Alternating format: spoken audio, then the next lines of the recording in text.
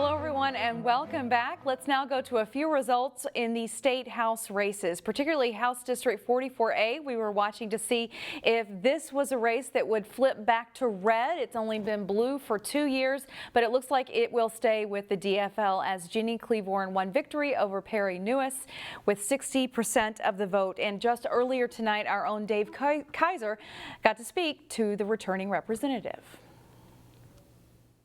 Joining us, a victor in the state representative race, Ginny Klevorn is the victor in 44A. Welcome and congratulations.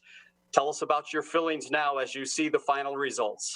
Well, thank you very much. And, I'll just start off first by thanking my opponent for running. It's always great to have a good competitive race. I think it makes you a better candidate, and I think it makes our democracy stronger. So I'll start off by thanking my opponent. I'm excited. It's a good time to be a representative. We have a lot of good work to do for the city of Plymouth. And I know that our city manager has a few bills lined up. And so it's just really great to have another opportunity to serve our community for 2 more years. So how different do you think it will be going into a second term after serving your first term? How different will that first day of the session be? It's night and day.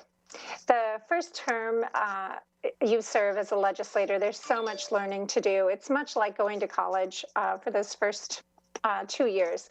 You have to learn how to do things, how things work, who the players are, who you need to build relationships with so you can actually get the work done. This time I'm road ready, right? I can hit the road running and we can go full steam ahead, but it's going to be a hard year. COVID has caused a lot of heartache in our state, and with the budget deficit looming, it's not going to be an easy year. So serving in this area in the northwestern portion of Plymouth, tell us about some of the main topics and issues that you've been working on and you expect to come for Plymouth in this area in the coming years. Well, we are working on a couple of fire stations in Plymouth, and I would really like to see some construction tax credits for the city that would save our community members quite a bit of tax money. And we have big school issues that we're going to have to face. Trying to make sure that the schools have the adequate funding that they need, especially during a deficit time. I've been working on some major long-term care bills to make sure that our seniors and families have the protections that they deserve. And of course, this will be a redistricting year. So to make sure that we have a fair map and a fair process going forward to keep our democracy strong.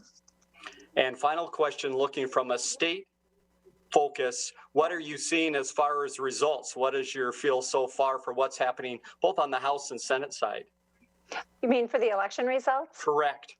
Yeah, there are still a few seats that I'm a bit of a nail biter on, and I would like to see how those are going to go. I do think the Senate in 44, we have flipped the seat from a Republican seat to a Democrat seat, and it's interesting. We'll have 3 women representing Plymouth, Minnetonka, and Woodland, and it's the first time I think we've ever had that. So it'll be interesting to see how it goes. Well, congratulations to you, and I know you're celebrating at home with a nice dinner, so thank you for spending some time with us tonight. Thank you so much, Dave, and it's always an opportunity to be with CCX. Take care.